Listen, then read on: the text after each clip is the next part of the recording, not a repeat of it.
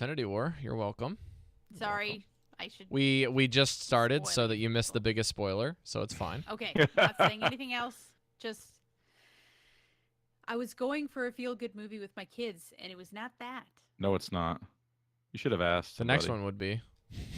Well, everyone is so anal or tentative about not spoiling anything ever that, you know, you can't find anything on it anywhere to kind of soften the blow.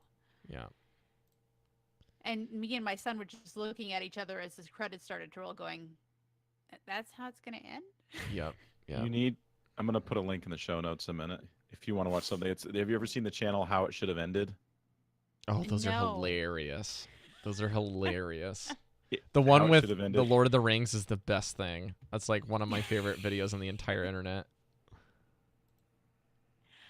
Does it make the movie like half the time?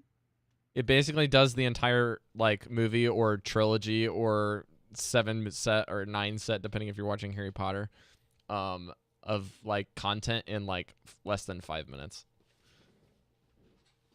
In some cases, like 30 seconds, they'll do a 30-second clip too, which is in the case of Lord of the Rings.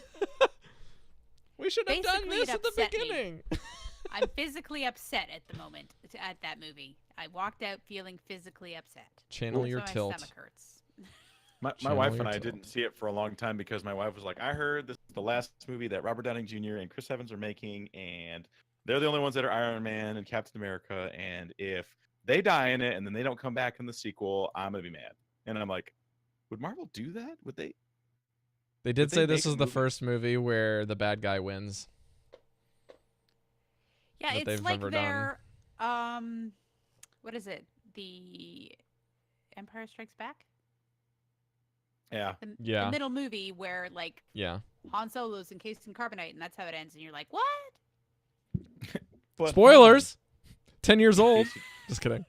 I love it when people do that. It's like a 20-year-old movie, and they're like, spoilers for Dune. It's like, okay, Empire Strikes Back came out in 1980, if I'm not mistaken. So this is 28 years of spoilers. 36 years of spoilers. What's up, Steven? Okay, you guys ready? Let's record this sucker. This bad mama jamma? Let's do that. Bad manga Jenga. Jeez.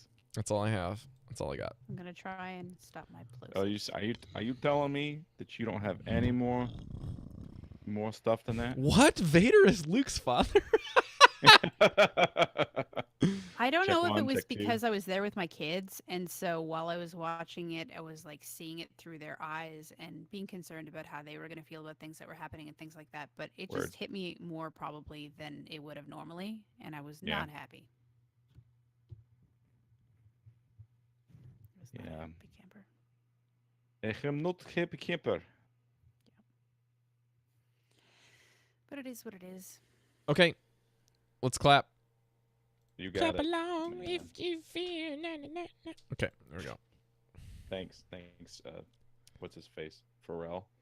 Thanks, Pharrell. Rob, did you talk to Steven Sensei about our secret? I did. It's my D&D group. Beans? It's just my D&D group. It's like 4 people. You divulged the secrets of how the sausage is made? How the sausage? Let's go. I told him that we're not doing it this week. Quick delete chat. Recording. Recordamente. Let's go. All right. You guys ready? Yep. 1, 2, 3, 4. 1, 2, 3, 4.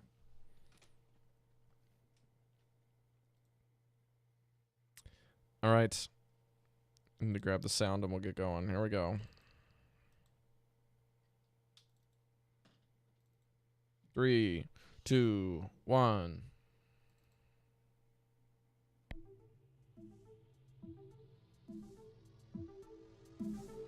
Welcome to the podcast that buffs your Hearthstone game. This is Velen's Chosen. Not all who wander are lost.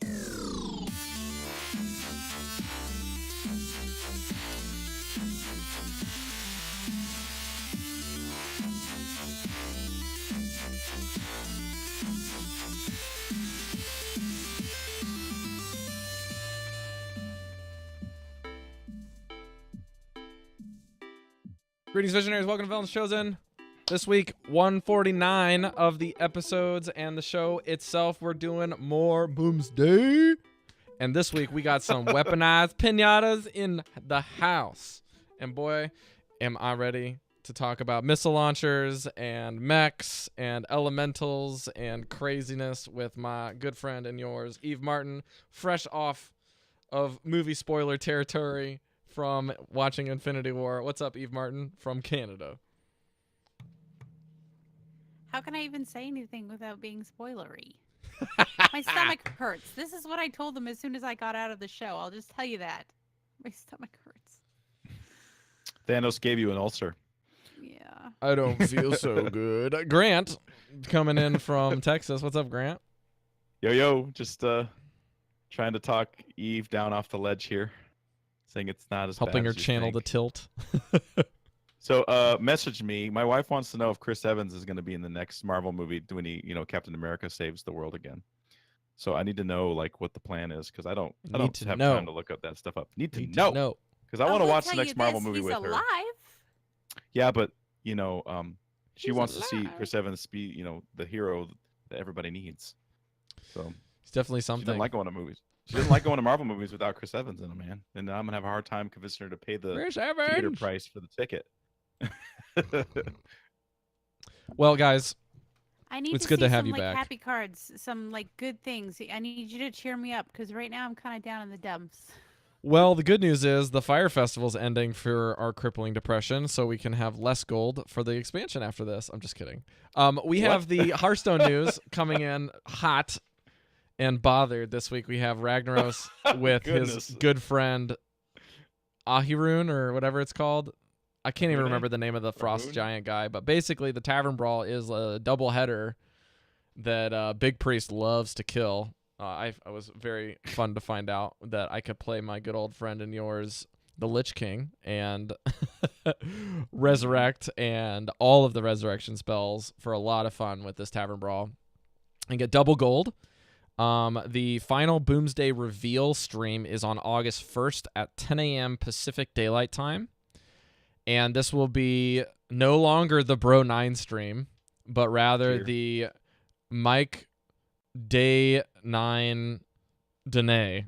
I don't know. I would call it the Day 9 Danae. Danae. The Danae. Mike Danae. Danae. Watch me, Danae. Sorry, that's really bad. What part That's of the country really are you Do from? 9, Donay, and Day 9. Mike Do 9. Oh gosh. Mike Donene. We need to quit while we're ahead Oh here. gosh. Everything in my being is wanting to hurt itself after saying that. So let's go on. The official confirmation about bundles and end date are, what is this? Gosh dang it. My contacts are going There has haywire not been right now. official confirmation about the bundles end date, but they are cover specific one eye about to calling read them this. pre-purchase, which, yeah, means before it comes out, right? Yeah. Time is running out to pre-purchase before the launch. But they keep not saying when it's actually going to end. So maybe if you have that extra bit of cash flow going for you, or you have a credit card that really likes being used, you can get all of your pre-purchase bundles beforehand and apply the pre-purchase aspect of this bundle instead of waiting until afterward and being potentially disappointed. On July 30th is the final day of the Fire Festival, so make sure that when you're listening to this episode, you check your date and see if you've missed it, because you got a lot of quests to go complete. I've been trying to complete mine, but to mostly no avail. I've been waiting like 3 days and then like banging out all 3 of them, and I'll probably be doing that after the show today. But do your dailies, get double the gold. Shout out also, this is kind of a segue. We have an official sponsor that keeps the lights on that we were very poorly pointing the finger at myself here. The people not thanking him, but thanks Jamie for supporting the show at the highest tier and sponsoring Velen's Chosen. We've kind of been organizing it so that we're going to thank the official sponsor people at the front, and I keep forgetting to do it. So thanks, Jamie. We were remiss in our duties. Yes. My duties. Let's go into Boomsday reveals. We have 44 cards for you this week, and guess what? We're not going 2 hours. That's what I'm saying at the top of the show. No 2 hours. I will cut myself off before we get there. But we have a lot of cards, and we made sure to choose 5 each that we really want to talk about. And then we're just going to run the gamut and list off the cards. And if something like blips up on our radar that we want to say, we will say it. We're going to change the structure. Instead of taking turns reading the cards, I'm just going to read them all and then leave it to the co-hosts that have chosen it. And Eve has taken the foremost liberty to talk about all of our good paladin friends. So let's start off with the Autodefense Matrix. We're going to start off with the first card of the reveals so far. Let me see if I can get the stream up here while I'm trying to meme. Autodefense Matrix, Eve. This is a 1-mana paladin common spell that says secret. When one of your minions gets attacked, give it divine shield. I like it. I like it a lot. Okay, let's move on. I'm just kidding. Does this fit into Just a thinking, secret like, paladin in Wild? Out Yes of or the no? different secrets that exist, that people kind of got into a way of playing around them properly so that they could get through the taunts and the divine shields and the things like that. And this just kind of makes it super hard to get around and through a minion, basically. Like, especially if it's got taunt, you have to attack that first. And then poof, it's got divine shield. So real Doesn't talk, take Eve. any damage at all. Like, So real talk, is this worth taking out a noble sack in your secret paladin in Wild? Because they essentially do the same thing, right? yes. Here's the thing. No, because when it gets divine shield, it's going to do its damage to the thing. So noble sack is only going to do 2 damage no matter what. But this thing, depending on the size of it, will do its damage to whatever bashes into it, but will take no damage. And they have to play So- around it if they're going to hit you in the face or not, right? Because they can just hit you in the face over and over again, and noble sack's not going to defend you. Or noble Yeah. sack will defend you, and auto defense matrix won't. Yes. Because your face that's is not a correct. minion. Okay. Cool. And then Hadn't if you thought about have that this with the one that brings it back after it dies with 1 health, I mean, it's just like having Sledge Belcher again. All the things to get through for Paladin. Sure. I like it a lot. It's a good secret. I really like the art for this. It's very cool. It's like a fire ward on is it a dwarf I'm seeing here? I'm trying to see. It's super hard to look at that. I'm not sure if it's a dwarf or an orc. I think that's a beard, but it could just be a really odd breastplate. Let's keep moving. The next card for Eve is also on the docket. We have Kangor's Endless Army for 7 mana. This is the legendary spell for paladins. This says resurrect 3 friendly mechs, and they keep all magnetic upgrades. Yeah, 7 mana I think is pretty decent for if you've been playing a mech deck and you've been purposely upgrading things all game. That's pretty early in the game to be able to have access to bring back 3 friendly mechs. Let's assume that you're trying to pump things up because you know you're going to bring them back on a key turn. Mm-hmm. I think it's really good. like this card because the only real way to play around it is to... Well, let's put it this way. I'm really curious as to how this is affected by silence effects. Like, if you kill something that's a silenced upgraded thing, does that count towards the mech that you're going to bring back? Or are you going to bring back the original one only because it got silenced? That's a really good question. Is it going to take what their stats were when they died? Or what stats they got during the game at any point? Is it just going to remember it got upgraded, so when it comes back it's going to be upgraded? Or is it going to remember its stats when it actually died? That is a really good question. Because they say they keep any upgrades. So it's like the idea is if they've died, you bring back the original because that's what died. Like, that's what was destroyed. If it was destroyed Whatever they without died any with. things, there's nothing on it to be retained, if that makes sense. And Steven in the chat's also saying that you're going to be bringing back, whether or not this has been confirmed by a developer is to be seen. But we can say that this is something. This is confirmed by Wayland. Okay. Thank you, Steven Sensei, for that. So we to do date. know. We do know. Yeah, makes sense. Word. And we also So know you're that gonna wanna transformation silence effects. all of their mechs. Yes, I or think hex or that's a lot polymorph. of- Yeah. Cool. Something interesting that this says magnetic upgrade. So if you were to kind of really finagle this and you wanted to, let's say you have a mech that was magnetic and then you also spike ridge steeded it, you will probably not get the spike ridge steed because it says magnetic upgrades are retained, not buff upgrades. Not so keep all that in buffs, mind.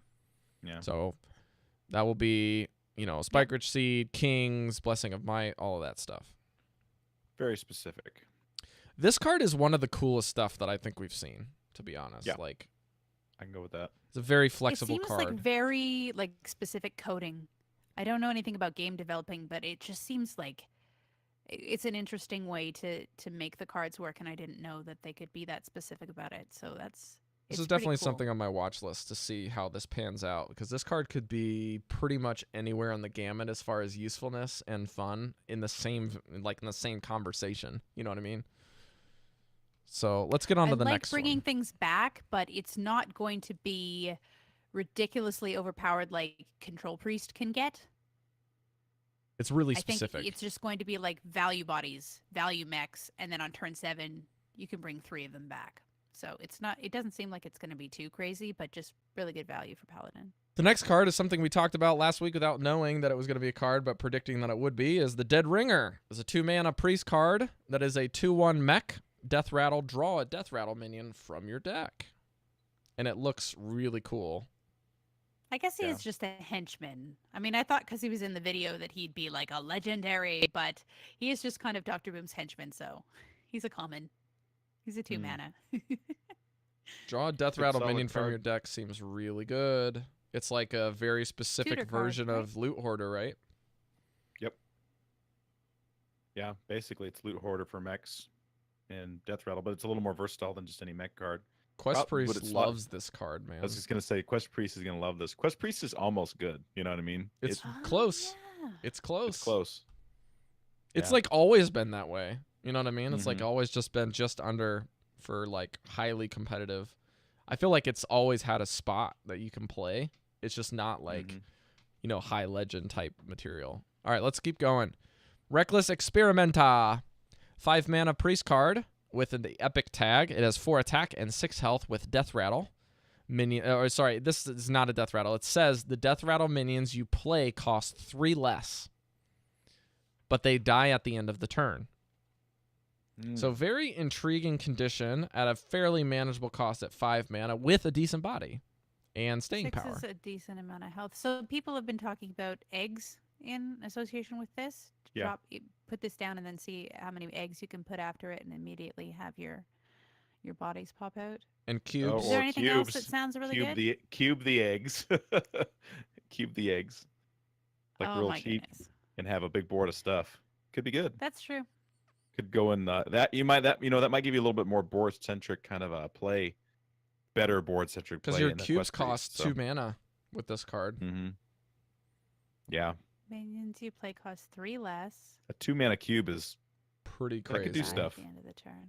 Yeah. So that means that you have to have 7 mana baseline, and then whatever Death Rattles you want to cube need to be 0. Or 3 mana. So between 0 mana to 3 mana, because this is going to discount them. And then so you have if people 7. drop it on turn 5, you're going to want to immediately try and take care of this, right? There's no way you let this live a turn. It's definitely lightning rod material. Let's move on. Yeah. Faithful Looming. This is the Snow Flipper Penguin of the set. It is a 1-mana 1/1 mech. Common in the neutral set. It says Battlecry, give a friendly mech 1/1. This is not magnetic. And this is not even that great for a turn 1 play. However, I feel like if you want to run a lot of 1-mana minions in a certain deck, I don't know, like Zoo or the 1-mana motif that we're seeing in Paladin, and maybe you want to run some mechs in that. We got the idea that the Grimy Goons archetype from MSG or Mean Streets of Gazadan. I can't even talk today. Gazadan. Say anemone right now. They have the motif of the Grimy Goons is now what they're applying to the magnetic class-based cards. You're going to have medic in the neutral set and then Paladin, Warrior, Hunter. Okay? And so far, it looks like all of the spell-based classes that we've seen have not like something unique to them like the tri-class stuff, but they are very spell-centric from what we've been seeing. They have some very interesting spell things that go on, and even the minions that we've seen, which we're going to be going into here in a little bit, the minions are very much centered around some kind of effect that is kind of reflective of the spells that balance them out. Any thoughts on this, Eve? I don't like 1 mana 1/1s that you can't play on turn 1. Like, you want to use this to buff a mech up, which means unless you have the coin and you dropped one first and you're dropping another one, like, I really don't like 1/1s that you don't want to play on turn 1. What about a coin mech warper into this, and then you have a 3/4 mech warper and a 1/1 in wild? Yeah, but that's, like, the only time this is good is when you have the coin. When you don't have the coin and it's in your mulligan, and you just play this as a 1/1 mech, like, that sucks. It gets removed by anything. Don't really agree, most because hero there's a lot of powers. turns in Zoo and Paladin and stuff that you're playing really aggressive decks where you just don't play anything on 1, so you can explode on 2. I think the card's good. I think this card is pretty scary potential. Well, think of it like if you have, like, you play a mech, like a turn, like it's turn 5, but you have a 4-drop card, right? You play turn 5, you play whatever it is, and then you buff it. So you get some board presence and you get a little bit nastier minion. Maybe it buffs a mech It's up not to where even it's out of buff a range for minion, it's removal, buff a you know? mech, so it has to be a mech. But yeah. Well, you're not going to Which play it kind of any other sucks. way in I a mech mean, deck, unless it's a mech, like, I early understand, game like, deck. completely. I do. But just, like, all of these things about it, that it's a 1/1 body, you don't want to play on turn 1, that you can only buff a mech with it. It's just, like, all of these conditional things that just kind of make me grumpy. Also, Thanos wins. Save us from this transition by going to the Warlock class with the Omega Agent at 5 mana. This is an epic minion that costs 5 mana. I already said that. At 4 attack and 5 health. Battle Cry, like most Omega minions, if you have 10 mana, do something. If you have 10 mana crystals, summon 2 copies of this minion. So at 10 mana... Is this, you get 3 altogether? Yeah, it's just summon like a 2 doppelgangster. copies. So you play the minion and get 2 copies. 3, 4, 5s. This card's so good. Just clarifying. This card's super cool, I have like to this say. card a lot. So for 5 mana, you get 3 4/5s. Yep. After turn 10. And even a 5 mana 4/5 ain't that bad. It just doesn't, that's what Despicable Dreadlord is. Same stats, except it just doesn't have the clear. Yeah. You want to know what I've good. been trying to get to catch fire for Despicable Dreadlord? Because the movie's Despicable Me. Just call him Despicable D. Nice. Demon. Well, maybe it'll catch fire now. Despicable D. Despicable D. Where's Despicable Dreadlord? The brother of Tenacious D.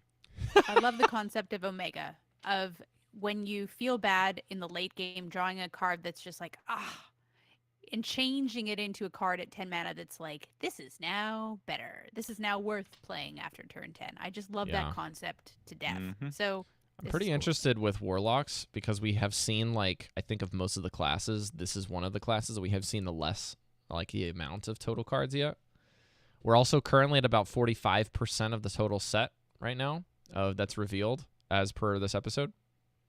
And by the next show, that not only will we have the final reveal stream, but we might even be playing or close to playing, within 24 hours of starting the next set. So, Grant, go ahead.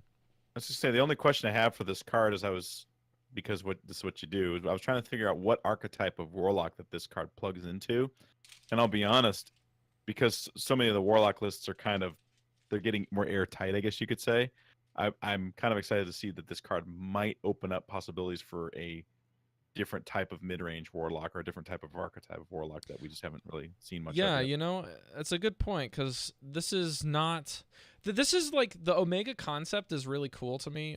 Before we move on, and Eve, you can feel free to chime in here, but something that I noticed about the Omega is it's basically giving you something really strong as a benefit for when you get to the end game without requiring you to use all of your resources. Mm-hmm. Yeah. Mm-hmm. You know what I mean? And it's only 5 mana. It's not 10 mana. It's not. It's here's something really Omega, cool you can do in the late game, but I don't want you to have to necessarily commit all of your mana to it. And in order to do that, they basically have this thing where it's if you have to, you can play it out early. but you're going to get a sizable power sink. You know what I mean? Like, you're going to lose a lot of your potential in this card if you have to play it. Like, playing a 4/5 for 5 on 5 is really bad. You know what I mean? In a lot of contexts, it's like, if you have to do that just to survive, that's a really rough spot. But again, if you're playing control decks, this is the whole thing when you go back to how we were reacting to how you play the quest cards. Remember back when those dropped? There are certain matchups where it's like, you don't win the game with the quest in your hand. You throw it. Because there's no way you're going to survive. You know what I mean? Like, not playing a 1-drop on 1 is going to kill you. So you're winning the game by starving them of resources. And this is maybe that type of card where it's like, you're winning the game if you're not dying is kind of the idea. But I do like the flexibility in Omega stuff. It looks like it should have been a rogue card. I like the spirits around it. I think it'll look really more interesting. And we haven't seen a rogue. Need to have a ninja. Have we seen a rogue Omega card yet? I don't think so. Why do they need to have a ninja? Why do warlocks need to have a ninja? Speaking of rogues, let's talk about some lab recruitment. We have the lab recruiter for 2 mana, and it is a common card with 3 attack and 2 health. Shuffle 3 copies of a friendly minion into your deck as a battle cry. So this is a minion-based, non-combo requesting rogue card that is also not a spell, like Gang Up. And it is different than Gang Up because it says friendly minion. Whereas Gang Up, you could grab if you're on like playing the fatigued list. I know that if you're playing against a warlock, back when the card was played, and you're playing a mill rogue, that they drop their really, really early mountain giant, and you're like, I'll take 3 of those, please. You can do that. Know, this card's good because it costs 2 mana. So, if I want to copy my Lich King, I can have 3 of them in my deck. If I want to copy my Vile Spine Slayers, I can get 3 more of those guys in, depending on what I'm playing. There's lots of application here. And a 3/2 body trades pretty decently for 2 I do like that. You're getting something out of the effect that you're just like getting some form of board presence that's like fundamentally a bit different. So you're basically trading the flexibility that Gang Up gave you. By targeting enemy minions for 2, and you're just getting a 3/2 out of the deal. I feel like this is potentially pretty underrated as far as like the effectiveness of this and the staying power. Thinking about like turn 6 Falderai Striders and dropping this on that seems pretty scary. All damn spiders be creeping, if you know what I mean. Ooh. Yeah. So I gotta be honest, I like rogue cards that don't require you to combo because it does make their turns awkward, and it is very cheap for its ability. Yeah, it fits in that tempo archetype, right, Yves? Yeah. Yeah, this is a good rogue card, I think.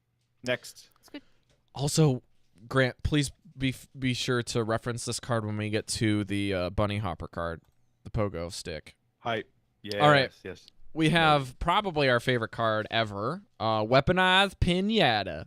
We have a 4-mana colorful rainbow with machine guns and rocket boosters. It's a mech. It's 4 attack. It's 3 health. It's not your friend piloted Shredder because this death rattle gives you a random legendary minion in your hand when it dies. Grant, tell me why I should be more excited for this card than I already am. Well, if Weaponized Pinata doesn't excite you, just by the card art and just the concept, you need to refund all of your cards. Well, you need to check your pulse. Historically, 4 mana 4/3s have been kind of just a good, decent body. It trades well, and the death rattle is add a random legendary minion to your hand, and the set is shaping up to where legendary minions are looking pretty good. If you're playing like in a rogue deck, this is things like Rogue likes to do. Casino rogues, things like that. I think it could be really, really good for value. Yeah, you don't know what you're gonna get, but I just like it. It's got the mech tag on it. You can double your death rattles. You can get there stuff that triggers your death rattles for you. I think it's going to be pretty decent. I think it'll be fun. It's definitely high on the fun scale because adding random legendary minions is always good. What is it like? Syndragosa. Syndragosa puts legendary minions into your hand, right? But you actually have to like do something and wait. Puts them on the board. No, she puts them in your hand. Sorry. I'm thinking of the 2 tokens that she comes out with. You're right. Yeah, the tokens come out, but you kill the tokens and it goes in your hand. Yes, and I'll be honest, right. Having played a good amount of Mage lately, most of the time what you get is good, and those are random too. So, but it doesn't. The cool thing is you get it right away, so you don't have to wait a turn and then ping it. So it can be pretty effective. I don't know where this deck fits in. It might just be it's a mech, it's 4 cost, and it does something pretty good. So let's try it. But we'll see. All right, a quick note. We're gonna kind of jumble a couple things for us. In my show notes, I missed a card, so I'm hoping that this will not screw us up too much. But there is a Warlock card. I'm gonna try to mouse over here. Can everybody see this? Let's see here. 1 second. There we go. Not too bad. Not too bad. This is the Demonic Project. It's 2-mana Warlock card. For common, each player, it's a spell. Each player transforms a random minion in their hand into a demon. Yeah, so this was the new... It's like Dirty Rat. Dirty Rat, thank you. My mind just went completely blank. Your Hadronox is moot. Just completely upset your opponent's end game plan to just so they can't win. If it ends up being Shudderwalk changed or Togwaggle changed or whatever is a piece, Hadronox. Yeah. Do you think you'll get to see the visual? Do you think you'll get to see the visual of what was changed into a demon, or it'll just be like you see I a do think glitter that the card that I'm pretty sure this card was displayed on the stream. Okay. So it shows, I believe it shows both players which card was changed, but not necessarily what the card was changed into. Yeah. For the enemy. Well, if their Hadronox goes away, it's like, whatever, I don't care. Yeah, then the game's over. If or Malagos goes away, I'm good. Right, Shudderwalk, right. Yeah. So anyways, this is pretty cool. Got pretty potential. Cool. Got a lot and of potential. Secondly, we have another new card that literally just dropped that I'm just going to cycle in right here for a live reaction on the show. So Eve and Grant, jump over to the live stream if you want to see the card. I will read it off.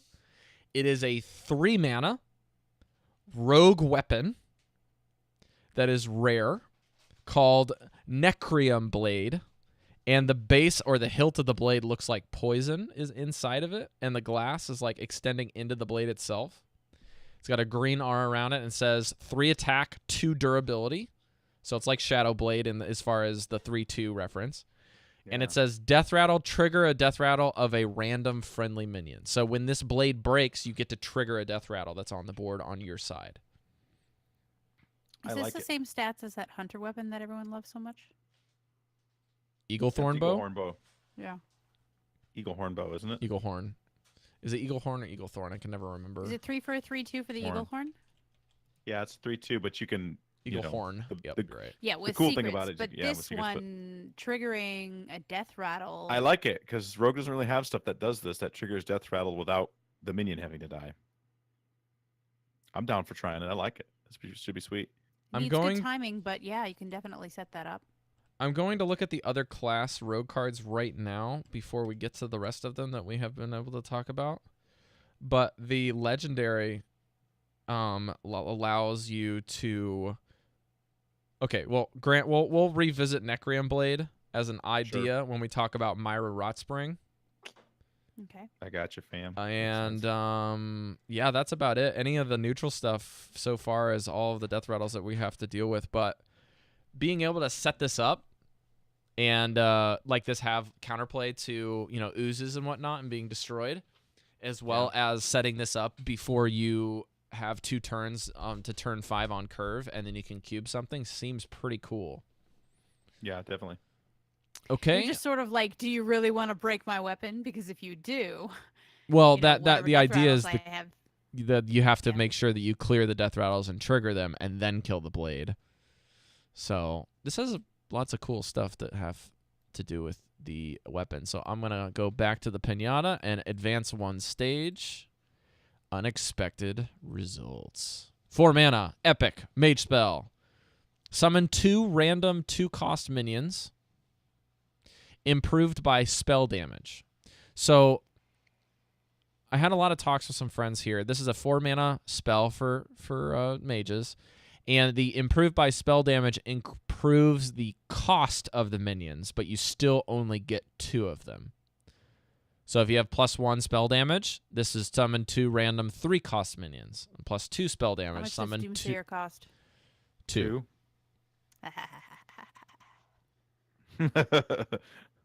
I always ask how much Doomsayer costs. 4 mana for a Doomsayer? That wasn't worth it. Yeah.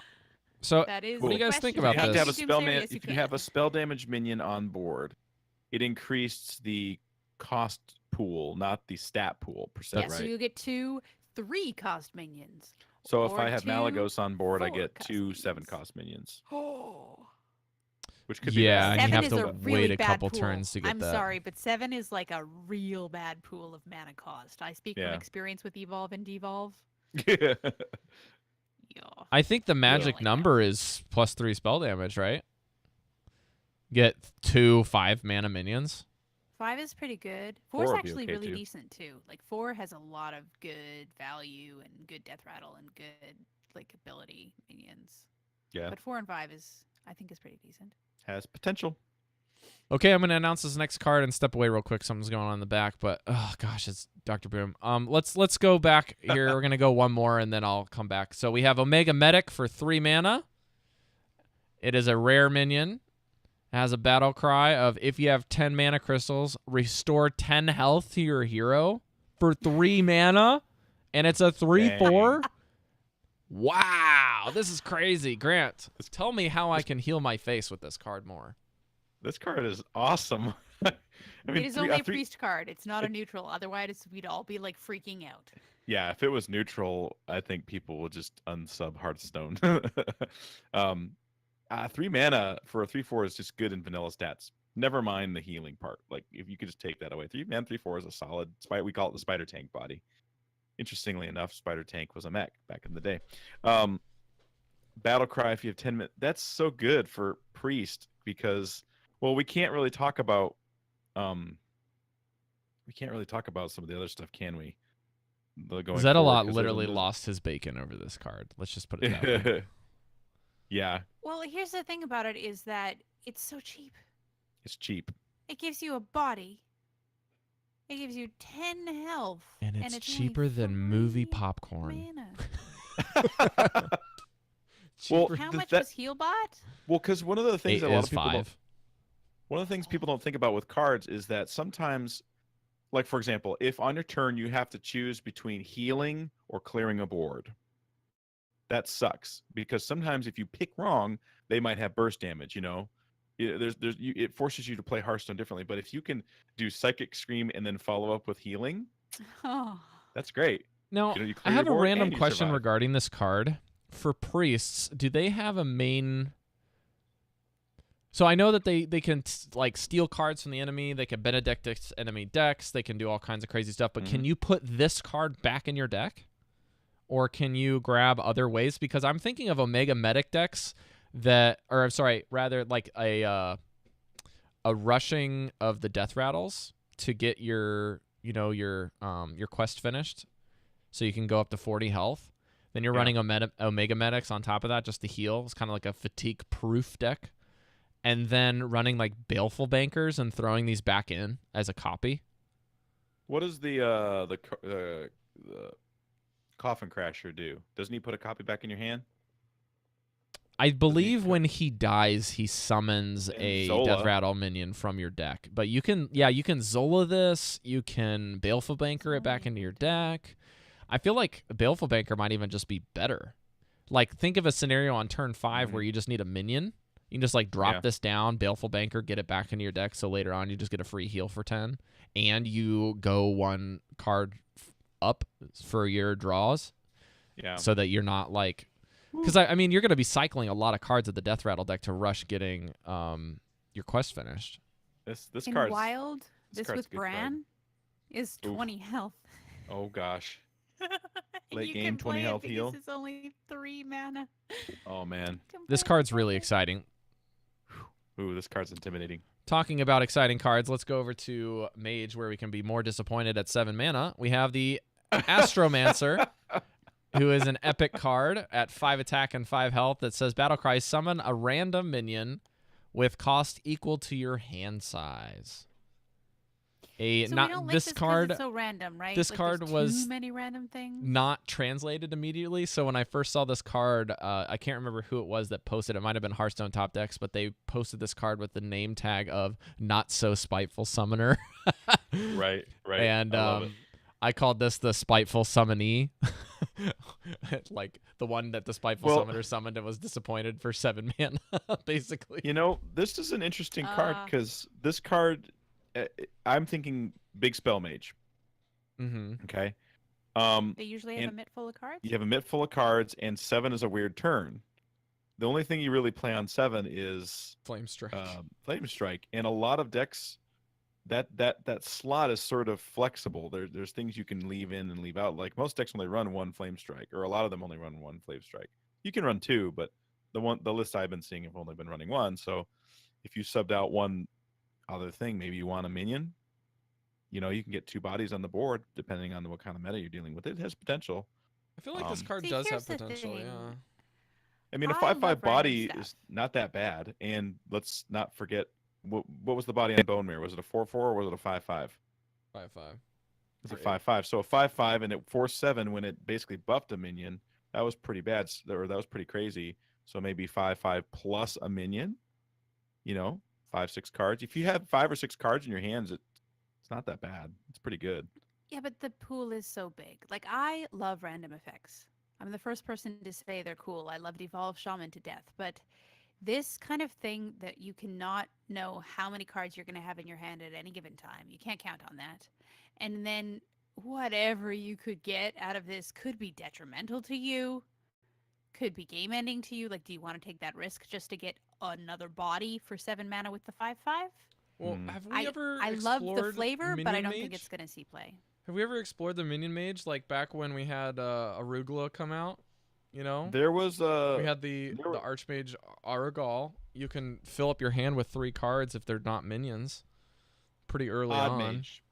Odd Mage and Even Mage were things people were looking at, and some of the builds that came out were very minion centric. They had the possibility of being good, but I think at the end of the day, people realized it was just easier to clear boards and then drop your big stuff with your. I have a specific Jaina, question. so. When you do have a mitt full of cards as control mage, how much is that? Is that 6 cards? Is a mitt A lot full of times cards, it or is like 5+. So 5 and 6? In Mage, most of the time you really only do one thing per turn. It's like 1 card. So like turn 5, you want to play your Dragonfire. Turn 6, your Blizzard. Turn 7. So you're doing one thing at a time, which means you almost always have a hand. You very rarely do 2 things at a time. I just want to know, like, specifically what pool that would be. Is it 10 cards in your hand, or is it? Well, if you play this, the max you can get is a 9. 6 to 9 would be normal, because you usually want to be playing something. If you're not doing stuff, that's not uncommon. Depending on like if you want to try and bait them out to see if they'll overcommit to clear their board. If you know you have some good follow-ups to that, but 6 to 9 months. No, 6 to 9 months. Sorry, that's a really bad reference. I'm just interested to see if this is even something that Big Mage wants. I mean, I feel like you can put it in, but it's like, is that what you want there? That's an expensive card. No. So it's an alternative, basically. Let's go on to a really exciting Mage card that is an elemental for 2 mana. It is rare. It's called Celestial Emissary. 2 attack, 1 health. Battlecry. Your next spell this turn has +2 spell damage. Oh, so it's not just the next spell you play. It have is the to next play spell it you that play. Turn. That so it has to be that turn, yeah. So it's not even just more like narrow. At some point when I play a spell later, 8 mana fireball, you have to do all of this within one turn. So that's 8 damage fireball on turn 6. I really want this. Honestly, I was kind of disappointed this wasn't a shaman card. Yeah, I could see it being a shaman card. Why wouldn't you just put out a spell damage minion, though, that would continue to have spell damage over many turns instead of something that was just for 1 spell? Because you want to get the spell damage now, and you want it cheap. It's the cheapness of the card. Yeah, but it's a 2 mana 2/1. There's already 2 mana spell damage minions. Are there? Any card that says spell damage +2 costs 4 mana. Or you have to play 2 cards and get +1. You're right. They're all and it's still going to cost you that. But is that extra ticket damage even worth it, though? Yeah, exactly. Like Thalanos is worth it because you're getting spell damage, a draw, and it's all cheap, right? Like that's why Thalanos is so good.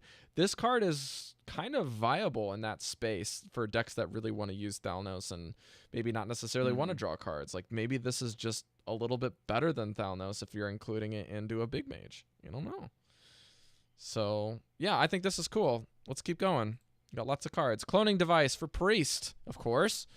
2 mana. Common spell. Discover a copy of a minion in your opponent's deck. Lots of words there. So discover. Only the best words. We got only the best are the 3 discover options 3 cards that are actually in your opponent's deck? You just get to pick one, so you actually get to see 3 cards in their deck? It's like Dragonade Operative with no dragon requirements. Nice. That's not bad. I can get behind that. I mean, for 2 mana, that's cheap. Card art's really cool, by the way. It's like it's like a button for a bomb that's getting cloned. It's so awesome. Cool. But there's not really much to say about this. This is just opens up the door, man, for nice lots utility. of cool stuff. Yeah. Giggling Inventor for 5 mana. It is a neutral rare card that only has 2 attack for 5 mana and 1 health. Yikes. This better be good. Battle Cry. Summon 2 1/2 mechs with Taunt and Divine Shield. So, Giggling Inventor is effectively a 5 mana 2/1 Dr. Anoiltron. It's Call to Arms. It's what Call to Arms is. It guarantees More or less. you 3. But here's the thing. It's more specific. Think about like Righteous Protector. When you get Call to Arms, you get 2 Righteous Protectors out. That sucks. So aggravating. Because like you could be a control deck, like trying to like you could smack them in the face with your big fatties, and it's like, no, hang on, I got to clear the Righteous Protector, and it buys them a turn. Summon 2 Anoiltron seems crazy. And they're all mechs. No, wait, is they're both mechs. Mech? They're both mechs. The Inventor isn't. It'll just be the 2 things. I think it's solid. I think it's gonna go into some minion based decks because it's neutral. Can we? It could be good for we Zoo. spend It like could be good for 2 seconds looking at the card art for her welder in her right hand? Looks like a pink hairdryer that was modded. That's hysterical. It is true. Looks like an old school drill. To Call to Arms is what got me, Grant. Like, you sold me on this. That is actually, and especially if you're running a mech deck, to just guaranteed to have 2 mechs with 2 really sticky mechs, I might add. I posted my comment on that comment on Twitter, and Wicked Good did not let me down. He said, "No, we need to call it Hello to Arms." Do you get it? Hello taunts. No, Hello to Arms, because Hello to Anoiltrons go hello, and everybody Call to Arms. Hello to Arms. Annoy to Major really Tom. You called and they answered. The pros were freaking out on this card. They were freaking out in a bad way. Like, this card is going to be too good. I will say that having this in the neutral set. Card, but who plays Mossy Horror right now? Like, one deck? There's quite a few people that were playing Mossy Horror. Say hello to your new overlord, your Mossy Horror overlords. All right, we have another hype card that is legendary. It is a 9 mana legendary spell for priest called Zareks Cloning Gallery. Summon a 1/1 copy of each minion in your deck. So at 9 mana, you trigger your quest. At 9 mana, you can get all of your death rattles that are left in your deck as a copy that you can potentially resurrect for Big Priest again. And they're 1/1s, oh, man, so your that's eggs sweet. can attack, your 0 attack minutes can attack. You can kill a minion for free if they're the obsidian statues. You can get a You can card. trigger everything with, what is that, spirit spell? Eve, use your words. Oh, so Spirit if Lash comes out is first, 2 if mana. she gets Spirit the board Lash. first. It's 2 mana. Oh, you're this is a 9 mana spell. You're not doing anything besides the spell on a turn. No, wait. There is a priest minion that would make that work. How are you planning to fill up the board if it's already full with another minion? Just 1 card. Only 1 card. If you have 1 card on, then it makes that 1 mana cheaper, and then makes Spirit Lash 1 mana cheaper. You do it, and then you trigger them all. How do you have mana for it? So you put down the elemental. You don't have mana. It's 2 mana. Yes, you do. And Zareks Cloning Gallery is 9. So it's going to go down to 8, and then you have 0 mana left. Well, it's already on the board. Is Spirit Lash 1 or 2? Spirit Lash is 2. Oh, then never mind. You have to save a coin or the only way for that to work. Now, what you can do, what you can do with this card is summon every copy of your minions in your deck. Now, the kicker here is that you've got a bunch of turns before this happens. So you have the potential of having the issue that Recruit Warrior had where you're going to get all the minions in your hand and you ain't got none of them left over. So you got to figure something else out. By turn 9, you have 7 minions left in your deck. And Do if you? it's a Death Rattle deck... Yeah. No, I'm picking up what you're putting down, Rob, because I played a lot of Recruit Warrior and I don't like. So did I, and I was so disappointed. What happened? What would happen was you'd be like, yes, on turn 9 I'm going to draw my mana spell. 7 or 8 turns later, you still haven't drawn it, but you've drawn all your minions, and you go, yes, I'm going to play it, and then it fizzles, and you're like, well, this card is a two-turn setup. Yeah, 2-turn setup. If you want to do anything. Cards in your deck. And you only get one. Not by the time you have 9. So on turn 9, if you don't have the coin and you don't have an extra card, you have 3 cards in your hand on turn 1. By turn 9, you've drawn 9 more cards. You have less than a third of your deck left.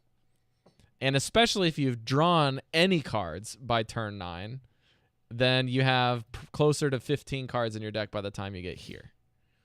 So there's a very good chance that you're going to have half your deck left by the time this card's even an option. So, just saying. However, the problem we have with another Umbra card to talk. is that I think you would run out of space because they wouldn't die. Yeah, you wouldn't be able to pop any of them because you'd run out of space. Some of the greatest names in Hearthstone have been in this set.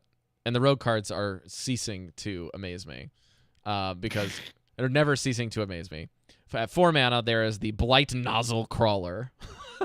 I love the name. That is so great, Blight by the way. Nozzle Crawler. He's giving Phlebinus Floop a run for his money. This is a 2/4 mech. That's rare for rogue at 4 mana. Death Rattle, summon a 1/1 ooze with poisonous and rush. And if you use it with that weapon we talked about, you can get like a free ooze and just like a boop, take out a big Lich King. A boop. Get a free boop. Yep, that's so what you I get. have to mention something that Samurai Flea said earlier. Rogue can more easily trickle. I can speak. Trickle? Rogue can Trickle more out of their blight easily nozzles. trigger the death rattle than other classes of their weapon because they just need to use their hero power and they will automatically trigger it instead of having to wait turns to use up their weapon. Story. They could True just story. trigger it whenever they wanted to. So I didn't think of that. So thanks for putting that up there. But this reminds me of that thing that they brought in to torture Princess Leia. Yeah. I can R2 see it. Blight Nozzle Crawler. Got it. All right, in the neutral set, we have another card as well that's 7 mana, 7/7, and it is not Dr. Boom. This is the Star Aligner. It is an epic card with the battle cry. If you control 3 minions with 7 health, deal 7 damage to all enemies. I saw so many people just going, huh? To this card. Do they have to have exactly 7 health, or do they have to have 7 health or more?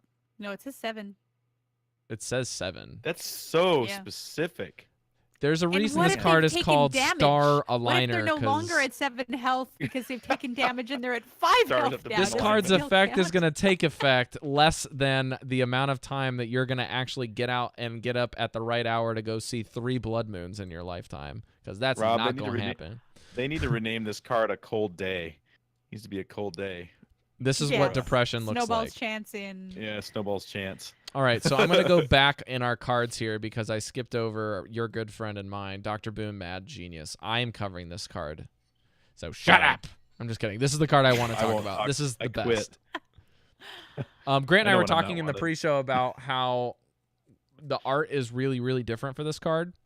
And I told him, I was like, this is the card art for Dr. Boom's hero card is very reminiscent of like old school comic book Spider-Man Green Goblin with the like the dark blackish blue purpley tone and then the orange rim light on everything and like the super dark shaded outlines. Very cool. But Dr. Boom is a 7 mana, of course, hero card that has 7 armor and has a battle cry for the rest of the game. Your mechs have rush. And I'm going to pull up on this screen on the live stream. He has the hero power called the Big Red Button, which is what you're going to see in your collection manager that says hero power for 2 mana. Activate this turn a mech suit power. Now, the reason this is displaying this way in your collection manager is because it rotates every turn and it's different. So what are the hero powers? So first of all, you have the Micro Squad, which summons 3/1/1 mini microbots. So this summons 3/1/1 mechs, okay? And swap this each turn. So this is not upon use. It will swap whether or not you use this hero power. The next one is Zap Cannon. Deal 3 damage. Zap. Blast Shield. Gains 7 armor. Kaboom. A lot of armor. Deal 1 damage to all enemies. So, and then the last one is Delivery Drone. Discover a mech. This card is awesome. This has got to be one of the best cards. You want to know the for me. crazy I thing hope is the it's great. Despicable Dreadlord and summoning 3/1/1s, which is like, if you look at all of these things, these are like Omega versions of all of the souped up hero powers, right? Like Warrior gain 2 armor, soup it up, gain 4. This one is lull, gain 7. The hero power for Mage is deal 1 damage, soup it up, deal 2. This one says nope, deal 3. Oh yeah. If you have a Paladin hero power, summon 1, summon 2. Oh nope, summon 3. And they're mechs. Yeah. And then you have Delivery Drone, which is discover a mech. This one, I'm not quite sure. This is like a crossover between Shaman. It's like Shamans discover a new hero power or discover a totem because you can choose one of 4.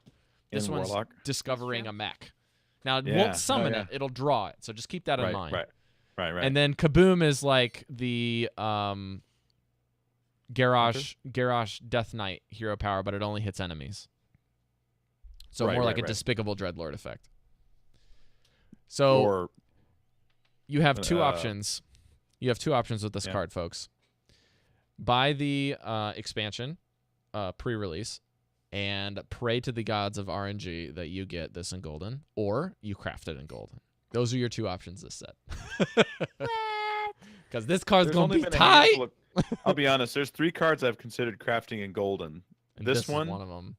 Lich King, and the Whiz Bang the Wonderful. Just because I want to have an all golden deck. I know Eve is deeply considering it. I'm deeply considering it as well. And I've never considered that. Shall we progress on? All right, let's keep going. I'm going to change cards to Blight Zone, Starliner, Cybertech Chip. Cybertech Chip. Cybertech Chip. This is a 2-mana hunter card.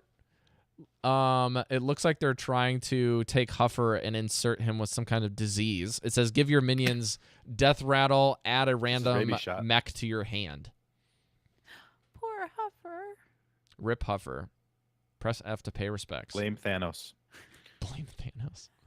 Stop bringing up Thanos. 2 mana though. This is 2 mana. So this is pretty reminiscent of the card that is in Shaman. That's 3 mana. That says when this card dies, Death Rattle, return this card to your hand, or put a copy of this card in your hand.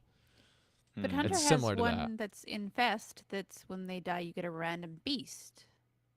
Was Infest 3 mana, Eve? Do you remember? I think so. I think it's more expensive than this. I think this is cheaper. The question is, are beasts better or mechs better? Because no one ever played Infest. If you're playing mechs in a mech deck, mechs are better in that deck. Yeah. Because of magnetic. It's refill. And yes, that's exactly what I was It's card draw say. that you don't Hunter get. has no card draw. Like that is their weakest weak point, is having no card draw. But you have to have your things stick on the board. You can't run Baku with this, that's for sure. No Bakus, boys. No Bakus. Let's keep going. Okay. The Pogo Hopper! The mech that everyone wants to become when they're older. It is a 2-mana rogue card that's rare.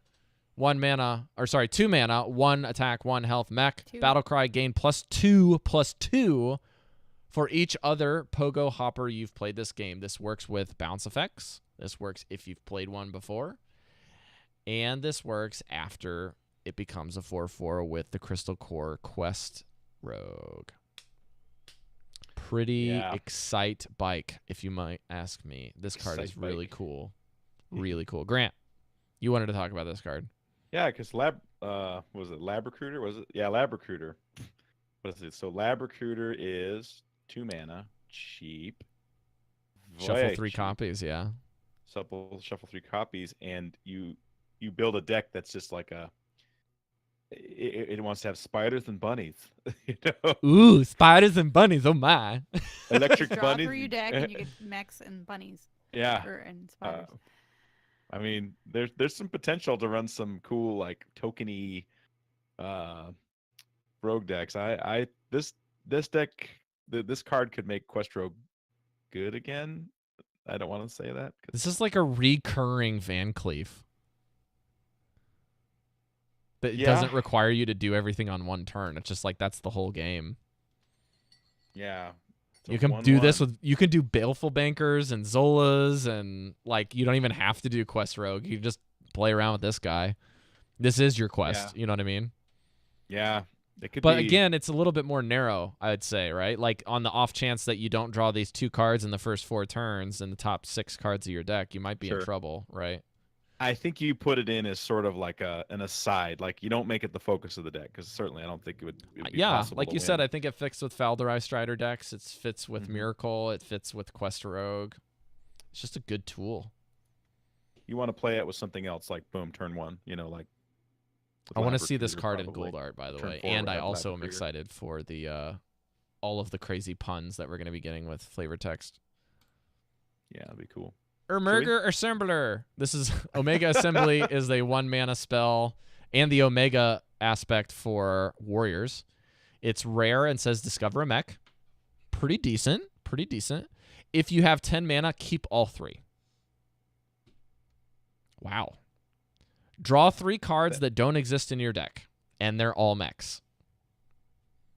It could be good. I mean, that could be I don't pretty know what pretty archetype good. It fits in, but it could be good. And something that's really interesting to note that I'm not sure I've heard people actually referencing: if you discover something, that means that all 3 copies of the card that you are offered are different. So when you get to keep all 3, it's saying you get 3 mechs that are all different. So you cannot get like 3 of the Ziliacs, for example, which is the legendary in the neutral set, for example, right? You cannot get 3 of them. You can only get 1 of each of these 3 mechs that you get at the Omega turn. Yeah. But having both of these in your hand after turn 10 means you can play 2 cards, draw 6 mechs.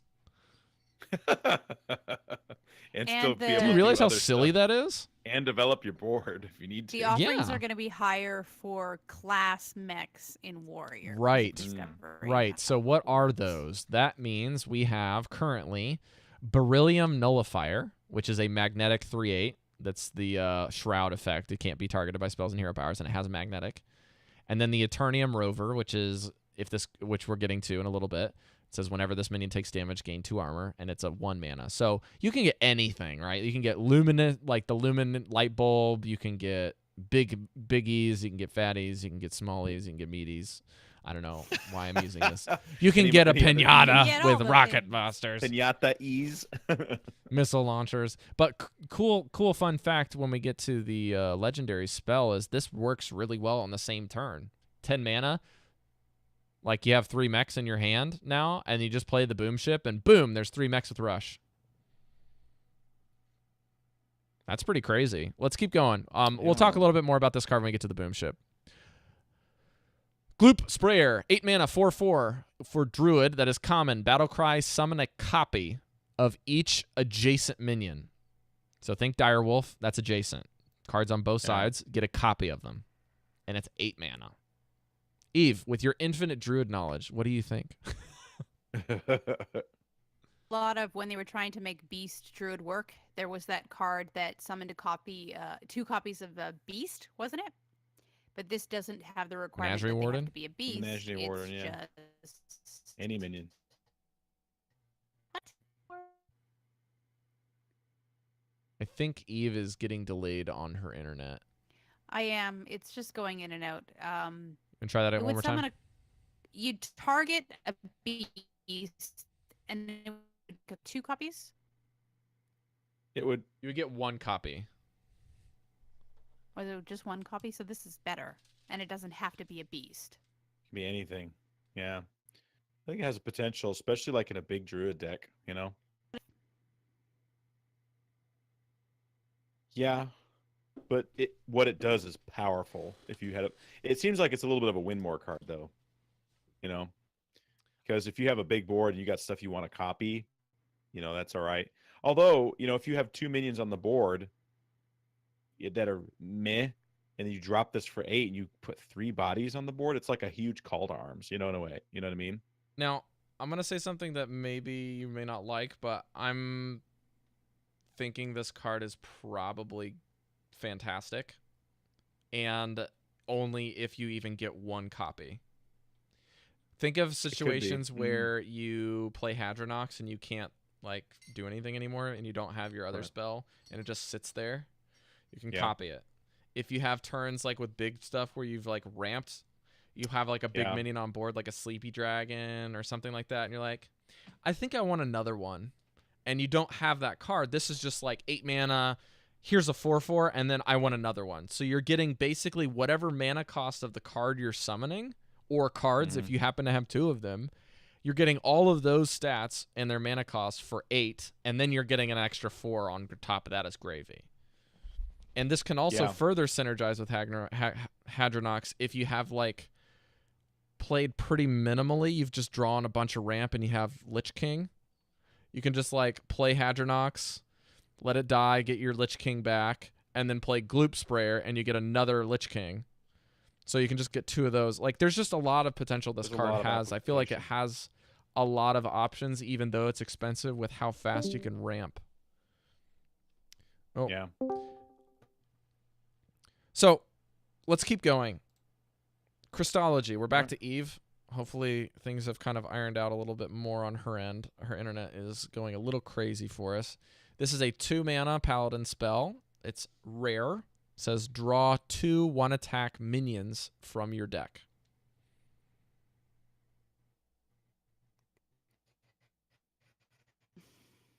Seems good. Didn't we already have? Oh no, it's 1 attack instead of 1 cost. That's what I'm thinking of. Didn't we already have a spell meat like wagon? This? Draws all your meat wagons? Give me more meat. No. Do meat wagons have 1 attack? We got another 1 cost minions from your deck? 1 attack minions. 1 attack. Yeah. It's attack instead of 1 cost minions, so that's. Do you know a really expensive card that's a 1/1, Eve? That's in Paladin? I don't know. I can't realize in my head the best version of what this will do, basically. But if you play this in Paladin, that's like a late game card, you can just be like, I'm gonna draw my Lanessa now. Because Lanessa is a 7-mana 1/1. Why would you want to do that? Because she dies without any of the. What are you talking You're about? just putting it in your hand. Oh, it draws it. Ah, that's right. I was thinking it put it into play. I don't know why I was thinking that. Yeah, you're just getting her out of the deck to make sure you have her. So this is a give me my Lanessa now, fool card. Yeah. Cool. Really want so bad. Yeah. Okay, I'm going to keep moving on to a really exciting card I'm going to hand over to Grant. This is a 7-mana legendary minion for hunters, Boommaster Flark. It's a legendary of legendaries. This card is great. It is the Mad Bomber Incarnate. It has 5 attack, 5 health for 7 mana. Battlecry summon 4 0/2 Goblin Bombs. This guy is the epitome of Dr. Boom's best bud. Maybe his right-hand man. Grant, tell me more about some Boom Booms. You know, this card is interesting because when I first saw it, I was like, man, 7 mana, 5/5. So they're thinking Dr. Boom Part 2, 2.0. It's a hunter-only legendary, and it gives you 4 bombs. That's a lot. So it's kind of like somewhere between Dr. Boom and Onyxia, right? It just fills your board more or less. And But I was thinking to myself, if you don't do anything to those goblin bombs, they just kind of sit there because they can't attack with 0 attack, right? So you can't trade with them at all. So I was like, well, the only way for this card to really be actually good is if you could follow up with like a raid leader or a Stormwind champion or something like that. You know what I mean? And then it's just like, wow, it's quite a bit of damage. But so it seems kind of balanced in an interesting sort of way, I don't know. What do you think about like running this with a little bit more spells inside of Hunter with like a Wild Pyro? Or I mean, you've got the cards that are like triggering the death rattles that are happening right now, but they're like Play Dead is only single target, right? And Play Dead is single target. Terror Scale Stalker is single target. Cube single target. Yeah, I mean, there's application in how to get rid of the bombs. My only concern with it is on turn 7. If the best thing I can do is put a 5/5, that 5/5 is not much of a threat for me right now. So as long as my opponent doesn't have a really easy way to like do something himself to his bombs, which he may not have the resources to, it's hard. But the moment they get a buff and they can become a 1/2, then all of a sudden it's kind of like, ooh, that's a lot better. But I can actually see this card not being that great, even though I like it a lot. I think it has a lot of potential, but I could see it doing nothing because depending on the pace of the game, It would be Mad so much Gamer better in the a chat. class that could trigger the death rattles or buff everything. Something with give everything +1/+1, or I like give the ideas of 3 attack magnetic, for a right? turn, or Magnetic. the goblin bombs are all mechs. Yeah, Mossy Horror it was mentioned. That'd be a good application for an offensive Mossy Horror rather than just defensive. Yeah. Now, keep in mind that Goblin Bombs, I'm going to have to go ahead here and reveal what these are. These are 1 mana mechs that are 0 attack, 2 health, and have Death Rattle, deal 2 damage to the enemy hero. So these are effectively like Leper Gnomes that are 0/2 mechs. And on top of that, I have also seen people saying that maybe you just want to run a mech deck with Void Rippers. You can just flip them. Yeah, that's true. That's true. Void Ripper's a good way to do it. So there's seems like there's a good enough handful of things that you can do to where you don't have one way of getting rid of them, but you at the same time you still need to have sort of like a follow up. It seems like you play this with the intent of following up on your next turn with something that's going to do something. There's also the potential. I'm gonna look this card up really quick. It's called Metal Tooth Leaper. It's a really crazy card in Wild that never really saw a whole lot of play when it was like released. But this says give your other mechs +2 attack, and this is a perma buff that's from a Battlecry. So you can make all of these 2/2s, and you can do it on the same turn. So you get a 7 mana 5/5 and 4 2/2s with Death Rattle, deal 2. And a Metal Tooth Leaper that's a 3 mana 3/3. That's also a mech. How much is the Metal Tooth Leaper? What's that? It's only a 3 cost card. I thought it's a 3 mana card from GVG. I have it right here. Oh wow, cool, sweet. That's good and Wild. Yeah. Like Grant was saying, the downside is since it's 0/2, they can trade all their minions into them and just take damage to their face without sacrificing any of their minions. Yes, but you have to realize that the later games, maybe that's all you need left is to deal 8 damage. Because that 8 damage is a lot, and you have the ability to keep hitting your hero power and just keep pressing more. You can basically play Void Ripper the next turn in a hero power and deal 8, or you can deal 10 damage. It's like it's a 5 minute, or it's a 2-turn setup for sure, but it's still like 2-turn setup to make sure that you deal 10. Has potential. So I'm optimistic that this card's going to be pretty cool to include. I'd like to see a trigger card this set. Yeah, like a trigger or a buff all your mechs thing for this set for standard would be great. Trigger all your death rattles.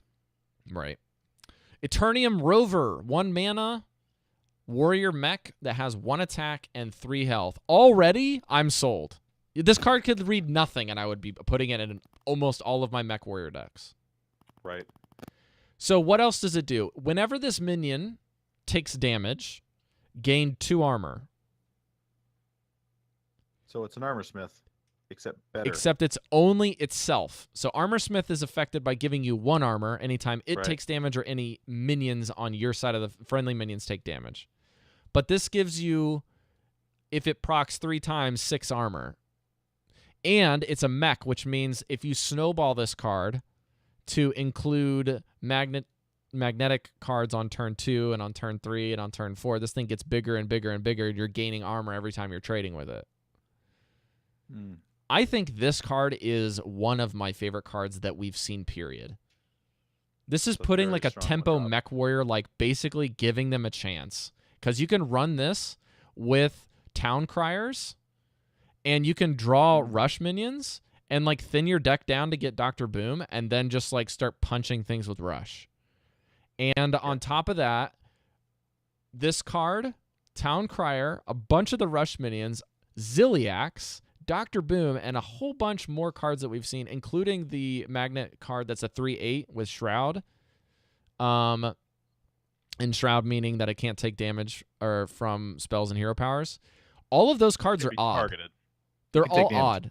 Yeah. Can't be targeted. They can't be targeted. But all of these cards are odd. You can play an odd-based warrior with these cards.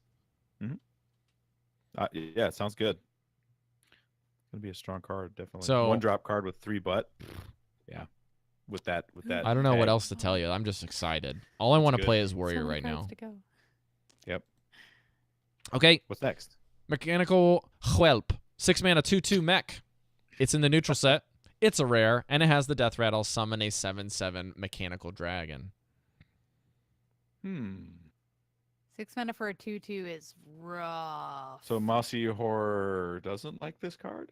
I don't know. This card is pretty decent for like targeting with like spell triggers. Right? Like we talked earlier about that priest card that discounts all of your mechs that die that turn, or all of your death rattles that die that turn. That means this is 3 mana with that card. So on turn 8 you can play the 4/6 for 5. Skelemancer was like this card, wasn't he? Same stats, and he summoned like what, an 8/8 something or other. I don't remember what it was. It was 5 mana. You can summon an 8/8 if that card's death rattle was triggered on your enemy's turn. Yeah, and that card was like big giant note. But this one's different because if it dies, it doesn't have that condition. Mechanical dragon comes out, so it's probably better, even though it costs a little more. I mean, if you could like put it in rogue and use your weapon and pop that out, and then get get 9/9 stats. I think this card's a lot better than it looks as far as like people hating on it. I don't know how much better it is than what people are expecting this card to be, but I think it's not as bad as it looks, to be honest. At first I thought it was junk, but I think there's a lot of potential for it. I'm still skeptical. 6 mana is a lot. You want to know something cool that we've been talking about in a lot of the Discords is people saying, well, this just gets easily silenced. Like, the more cards that we include in our decks that are easily silenced, the less we're scared of silence, because basically we only have to play around a couple of those. Yep. And then that means that Black Knight's going to be only getting less targets, because if you're waiting for your silences, you don't want to burn it on a target that's taunted unless you have to. And sometimes the taunts have a death rattle. So you have to keep that in mind. Don't worry too much about things when you're looking at cards and like stuff that you're considering in your deck that are weak to silence, because if everything's weak to silence, then they have to make a decision what they want to silence. All right, next card. Hunter card, 2 mana, 2/1. Fireworks tech is a rare. Battlecry, give a friendly mech +1/+1.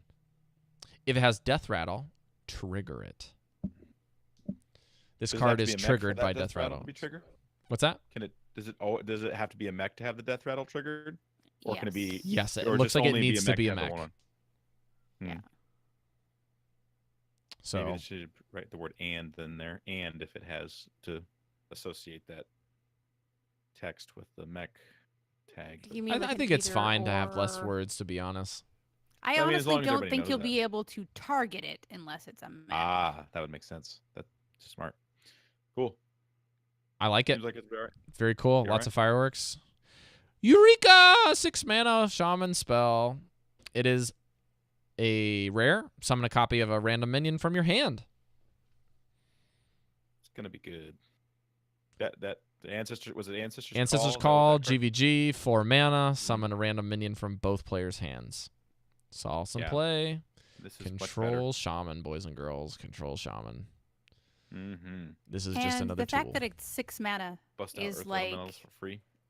them saying, we think at 6 mana the game has progressed enough so that whatever you happen to pull out early is not going to be so game breaking that it's just like you have no answer, you have no chance, you have no, 6 mana is late enough in the game that I think it's probably going to be fine. 6 mana Malagos. Yeah. That's what I said. Thinking.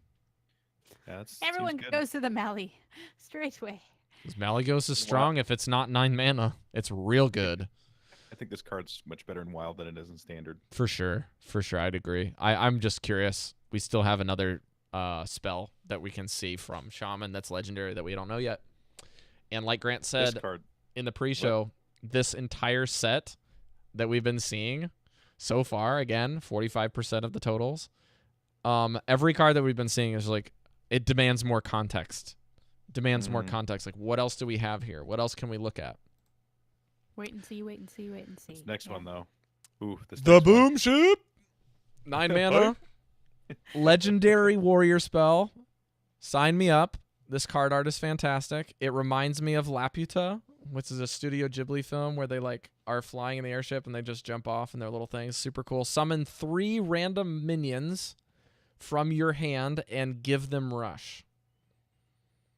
So like we said earlier, you can get this effect with the Omega one that makes sure that they're mechs and then summons them. If you basically have nothing in your hand except for that spell and this spell for two cards, you can just be like, I'm going to grab 3 mechs and I'm going to play the Boom Ship and I'm going to summon them and they're going to be able to hit your minions. This card is good. This card is good because like Call of the Wild, right? Remember Call of the Wild? It would drop for 8 mana. It dropped 3. At least it's not charge. Well, one of them had charge, but they were middle statted minions. They weren't minions with the most power. But if you're a warrior and you have this in your hand and you can finagle your hand to have like 3 big fatties that can go right to something else and trade, and then you have awesome board control. Or just putting. I just mean like at least this has rush and it's not the stupid. Think about like Master O card is good because he costs 9 and he brings out 3 minions, and usually they're low, but they sometimes bring out more.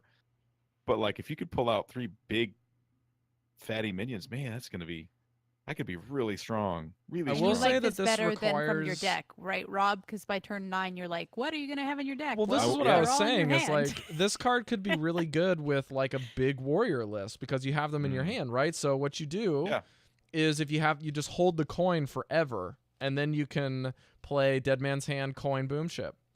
Just dump everything from your hand, and you have everything back in the deck, and you got a Woe Cleaver. You hit with Woe Cleaver. You summon a big fatty, and then you summon 3 more big fatties with Rush. It's like, that's pretty good. Well, it gives Warrior the chance, because that was the big problem with Recruit decks for the last 2 sets with Warriors. It just never felt like you could do anything fast enough to compete with Druid or any of the other big decks. There was no other. If you wanted to run a big deck, you couldn't run a big Warrior deck. There was better ones around, but this one makes it. I think it lets it step up to the bar and be a contender. I'm pretty interested to see how this card pans out, considering this is a card that I'm like anytime I see cards that I'm super excited about, given the context that we currently have, getting the other 60 to 55% of what we haven't seen to play into this from the neutral and the other warrior cards has got me just super excited. And again, this is an odd card for odd warriors, dudes and girls. This is great. If it's anything that fits in a wallet warrior, that's why Rob likes it. Darn straight. Missile Launcher, 6 mana neutral card. It is a rare. It's 4 attack. It's 4 health. It's a mech. It's got magnetic. And at the end of your turn, you can deal 1 damage to all other characters. So this card doesn't take any damage. It will take the Dread Infernal Syndrome. But it's at the end of the turn, and you can put it on another card. So it's the same cost as Dread Infernal. It's not a demon. It's a mech. And this is one of those cards where even though it takes a little bit of a stat hit, it's probably okay when you play it. Well, if you're a paladin, you have to get rid of this, or you're just going to keep clearing your board. Well, it's magnetic, so you could put this on a body and protect that body as well. Seems all right. Seems pretty good. I think this card is a little scarier than it lets on. to be Well, honest. it's neutral too, so don't forget that. That's probably Yeah. the biggest thing about this thing. Yeah. It'll see some kind of people experiment with that one for sure. Yep. Next card. Academic Espionage. It's a 4-mana epic rogue spell. Shuffle 10 cards from your opponent's class into your deck, and they cost 1. This is a big yikes in pretty much every way. I love it. It makes that spell where you dump your hand, like you dump your deck. It'll make more sense now. Draw all the cards in your deck. Yeah. Yep. Wait till your Get deck what you is need. empty, and then like grab 10 cards from your opponent's Yeah. class. And then pull the ball. Well, what you And do then- is you hold on to it for the game, and then when you start getting low, you're like, well, I know I need X, Y, and Z. Dump your hand, play this, and you have cards again, and you had what you wanted, and then you have something so you're not taking fatigue damage. It makes sense. So can I say a couple things? One, they all cost 1, which works really well for Rogue because they can combo things easily. Mm-hmm. 2, they're going to be class cards, and generally class cards are better than neutral cards. They're just Test like gonna better get them. statted, have better abilities, different things. Test. Grant. This 3, says Yeah. rogues cards. already do things with Yes. everybody else's classes. Yes. This says And it cards, seems to not work for them. minions, not spells. This is cards. Yes. This could be hero powers. Sorry, this could be Death Knights. This could be hero cards. This could be Shutterwalks. This can be, again, but it's opponent's class, not opponent's deck. All right. So this is So- super random, but they are going to cost like nothing. So on the off chance that you've been playing the deck, you've been playing something. Also, by the way, this synergizes with Tess like phenomenally. Yes. So Got potential. This is exciting. got This is potential. so exciting. This is gonna make so many Trolden people happy. All right, Eve, Really cool. we are back to you. This is a 2-mana paladin legendary called the Crystal Smith Kangor. It says 1 attack, 2 health, divine shield, lifesteal. Plus, it says your healing is double. So you can, for 10 mana, you can play this, and you can play Lay on Hands. You can draw 3 cards, and you can heal for 16. Yeah. And the weapon that gives you 2 health gives you 4 health. So True Silver gives you 4. Yeah. Interesting, though, Anything Eve, that has card art, lifesteal. that card art showed up in the adventures. It was one of those like orbs that you could get. Do you see that little orb in his hands? I had to turn Twitch off because my internet was so bad. So I'm sorry, I'm not That's looking at fair. cards. Okay. This actually seems like a priest card, but it's in does. paladin to kind of make it a bit more fair because paladin doesn't have quite as many healing things as priest does, which could get out of control. But Oh, snap. you This said, it's applies to so lifesteal. cheap. yeah, What's the genie? What's the genie card? The 3 cost 2/4 that heals you 3 at the end of every turn. The card's pretty genie? good. The Jin. I said Jin. Jin? Yeah, it's a 2/4. I thought there was a bartender, some kind of bartender that would heal you at the end of every turn.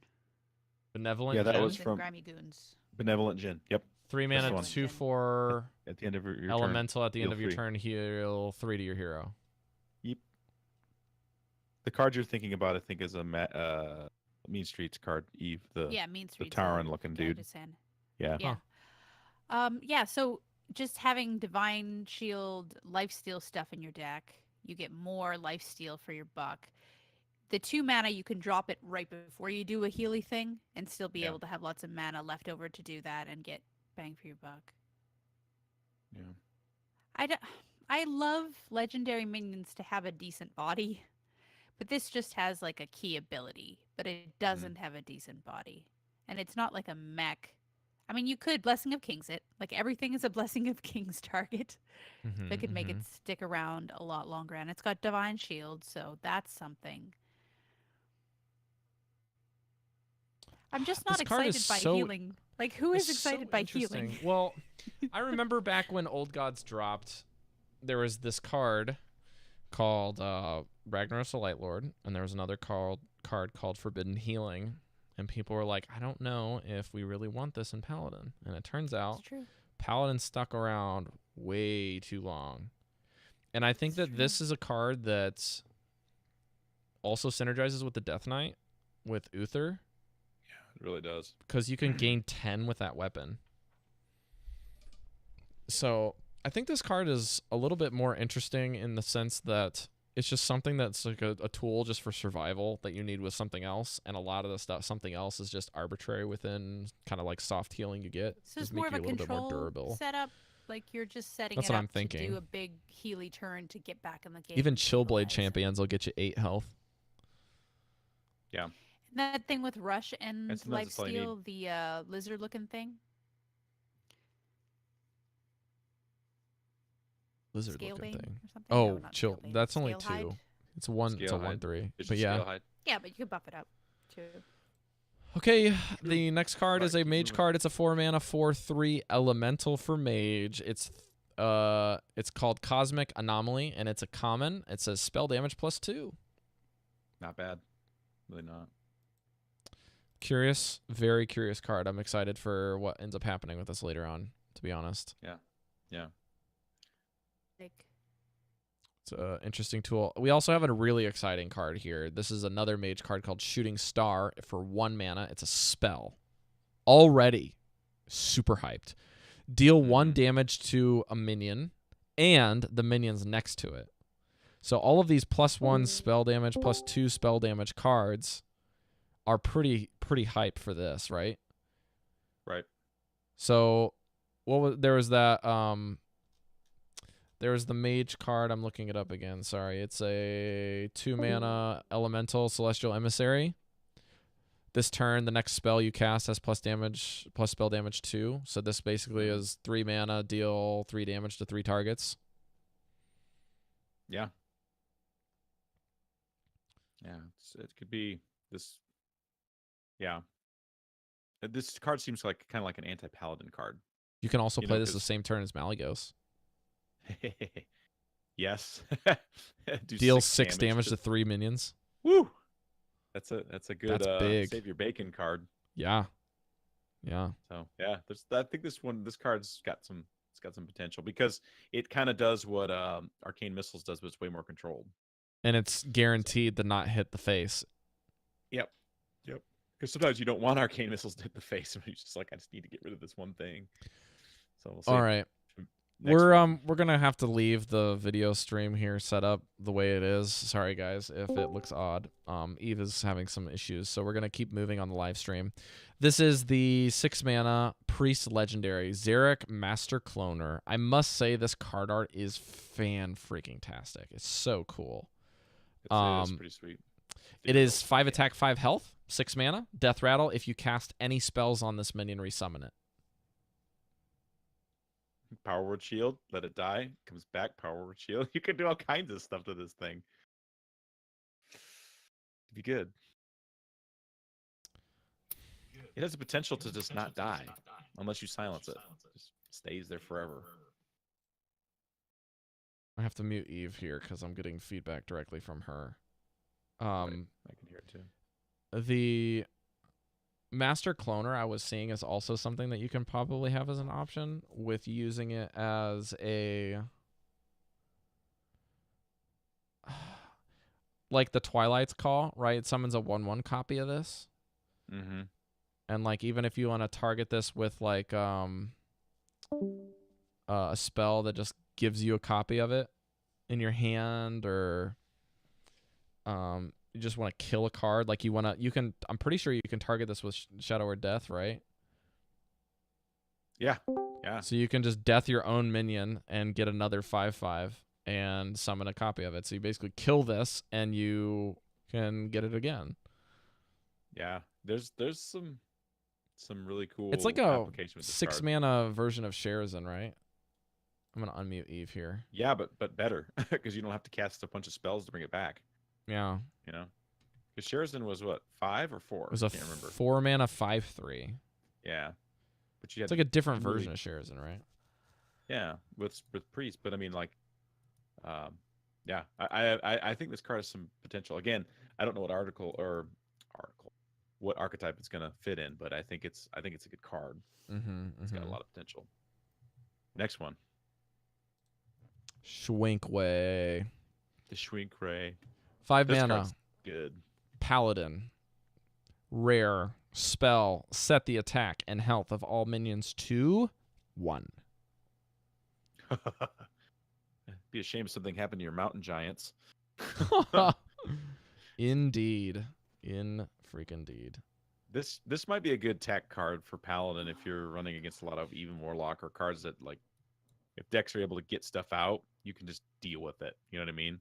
Mm-hmm. Late game, like if Big Druid becomes good or like Taunt Druid, it's like, yeah, well, you know, I got a bunch of weenies and you got these big guys. Well, not anymore. We'll trade real nicely here. Or even, you know, it's going to make people really evaluate how, because nobody's been running Equality Consecrate. So because that's a 6 mana clear, you know, this could even just make it so that you just don't want to waste 2 card inclusions in your deck, or 4 card inclusions, or 6 card inclusions to make sure you have all the board wipes. Maybe you just want this and just run 2. This card's good. I mean, think about how Hunter uses Hunter's Mark all the time, right? Hunter uses Hunter's Mark and like just wrecks your day when you're trying to put big fatties out. It's like, now I'll just Hunter's Mark and trade either my face or one of my little guys into it, and then you're sad. Yeah. And this does it with all of them, and they have refill, and it's 5 mana. Yeah. So. Okay, next card. This is so exciting. So exciting. This is one of my favorite card arts that we've seen, period. Like, of all time, not just in general. Myra Rotspring, 5 mana rogue legendary. 4 attack, 2 health, battle cry, discover a death rattle minion. Also gain its death rattle. That's a lot. That's a lot. Grant, this is your baby, dude. Tell me about it. What do you want to do with this? I want to discover I want to discover the death rattles like that are really like OP, like the Skelemancer one or the what's the dragon one where the 7/7 dragon comes out. I want to do that. You know, stuff like that. I want to, on a halfway decent body, I want to do that. Now, do we still have Unguro cards in our current consideration for our sets? So you can Unguro get cards. Shares with this, right? Yep. There's all kinds of stuff you but can it's only do. going to happen once, right? Because it's a battle cry. One. It's a battle cry, so you have to play it. So if you summon it on accident or something like that, it doesn't work. Okay. I think it has potential. The only thing I don't like about it is it's got a 4/2 body, so it dies really easily. But you kind of want it to die, right? You hopefully can pick the death rattle that's really worth it, you know. Is there any like big death rattles out there? Like, there's also that 8 mana card, right? It's like an 8 mana 8/8 from Witchwood that's like heal you for 8 if it dies. In the neutral set. That Worgen looking scientist card. Worgen Experimenter or something like that. Yeah. Well, is the death rattle, is it from the whole pool of death rattle minions, or is it just from rogue class death rattle? Discover death rattle minions. So that's neutral or rogue. Yeah, so it's a pretty good pool. I want to science this one out a little bit and figure out what like you could do. But I think the problem with it is it's called Deranged Doctor. Deranged Doctor, right? I think the problem with it is that you kind of want it to do something awesome, and it may not. You know what I mean? Could fizzle, right? Was this card a rare or is it a legendary? It is a legendary. We have it on our show notes as rare, and that's just a mistake. Oh, do we? Sure. Yeah, Myra could pull like a Rotten Apple Bomb, so just heal for 4. It could pull a really disappointing. Oh no, yeah, like there's some death rattles out there that are like a little really bad, like Voodoo Doctor. So that's why or Voodoo Doll, where you just like death rattle destroy the chosen minion. It's like, well, what does that mean? Like, what am I? What exactly is gonna happen? Sure. Yeah. I don't know. I mean. What if you get the splitting Fester root out of this, Grant? I'll take it. You get two spitting saplings, and then they also split off. I could totally see that. I'm looking here through more Witchwood cards in the neutrals or in the rogue set because I can't remember if they got any new death rattles. It doesn't look like it actually. There is no death rattle cards in Witchwood.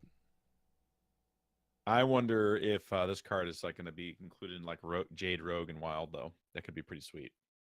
Oh my goodness! You know? I mean, in Wild, I think this card is way better than it is in Standard at the moment. What about like Knights of the Frozen Throne cards where you can shoot. What is the card I'm trying to think of? I can't get my brain around it. What does it do? I think it's a rogue card.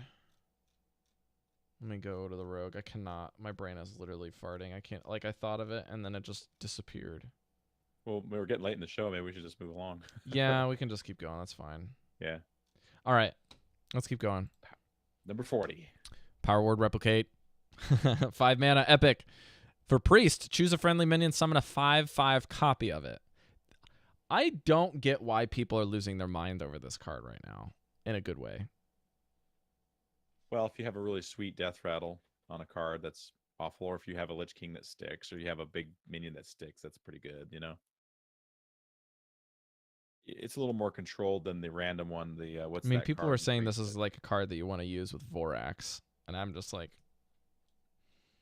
then what? Yeah. You get two 5/5s? Okay. Did you get a 3/3 and a 1/1? It's okay. Well, I think what makes it good is it summons a vanilla body of something that you already have on board. That could be awesome. You know what I mean? So I don't know, 5/5 Ysera, because Ysera's hard to get rid of, right? 2 Yseras on board, giving you all the stuff. Could be good, you know. I mean, if anything, I can see this card like a one of kind of an inclusion. I just don't think this is a card that you want to build the entire deck around this card. I think this is something that you want to predicate something else already going on, right? No, definitely not. Yeah, it's a one of, I think. Sure. Okay. So cool. Augmented Elec. 3 mana, 3/4 beast. Whenever you shuffle a card into your deck, shuffle in an extra copy. Interesting. Hello, Pogo. Hello, Elec. Yep. That's the only thing I could think of was Could be good, Quest though. Rogue and Pogos. Also, Like, if you- this works with Felderai. This into Felderai, yeah, because then You Felderai get shuffles 6 4. spiders. Oh gosh, because it would shuffle one of each Yeah. one, wouldn't it? Yeah. Ooh. And the that's 2 not mana good. card, Day one. right? The 2 mana card that shuffles 3? Shuffles 6. Oh gosh, you could just have spiders. Wow. Oh my word. Baleful Well, Banker I know I'm too. playing day You one. get 2 cards from Yeah. Baleful Banker. Yeah, you get a lot. This card could be really good. Probably mainly in Rogue, because Rogue seems to be the one that does that the most. What? You know how much Benedictus costs, right? He's 7 mana. You can shuffle your entire opponent's deck into your deck twice. You could have like 100 card deck. If you're not I'm going to careful. have infinite cards for years. I don't care if I win. Cue all the people who are like, this is not a Magic deck. You don't want to have lots of cards. Queuing people like, I don't want to have fun in Hearthstone, so I won't play bad cards. And then they get punched in the face by like 60 like statted pogos that look like little cute bunnies because of this card. Oh, Yeah. man. All right. Moving Voltaic right Burst. Hopefully, I pronounced this wrong, so you guys can be triggered when you listen to the episode. This is a 1 mana shaman card. That's a rare. Summon 2 1/1 sparks with Rush. Overload 1. I like it. Grant and I It's had a like long talk about this in the pre-show, didn't we? Yes. Yeah, we talked about. At first, it seems kind of bad because it overloads you.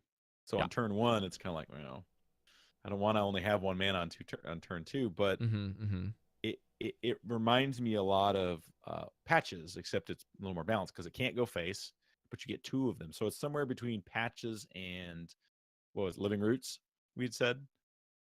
So putting 2 1/1s on the board right out of the gate that can trade, that's strong, right? Because that was the best thing about Patches. Like, nobody liked Patches because it could go face on turn 1. Everybody liked Patches, if I'm not mistaken, and Rob, please correct me if I'm wrong, because you could trade in stuff, and it was a pirate and it had all that synergy. So I think this is a little more balanced because you pay for it, but you get immediate board presence. I mean, Go ahead. what we kind of came up with is it's basically like the choose one with Living Roots, where you get 2 1/1 saplings, or you can deal 2 damage, right? Yep. This one basically limits a little bit of that by saying you can get the 2 1/1s anyways. You can choose to kill them for the damage, but if they have a taunt in the way or you want to deal damage to face, you can't do those 2 things. And then also you have to overload. So we also had confirmed with this card that the sparks that are summoned are elementals. So if you want to play this on turn 3 or later, you can summon 2 1/1s with Rush, and you can give one of them Earth and Might, basically giving you an elemental that you can get into your hand, and then making a 3/3 Rush and a 1/1 Rush. But you have to remember that Voltaic Burst minions that are summoned, will not trigger the elemental chaining effect because you didn't play it. And then on top of that, the turn 1 into turn 2 Earth and Might is not a possibility for you anymore because you will have that overload point. You can't go 1 into 2. You have to play them in the same turn. Or you have to play this on turn 2 and then Earth and Might on turn 3. But I think the card's power is going to be a little bit better than maybe, say, a Zap, because Zap costs 0, does 2 damage to a minion, and doesn't let you have the cards on the board. Right. You know what I mean? The board minions. presence is worth a lot. So this is a card you're going to want to keep your eye on. Pretty interesting. Yeah. Next card and last card. Juicy Psych Melon. Juicy Psych Melon. 4 mana, Druid, Epic. And prepare to have your minds blown by yet another card that draws everything. Draw a 7,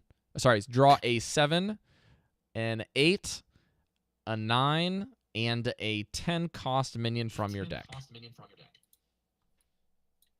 I like it.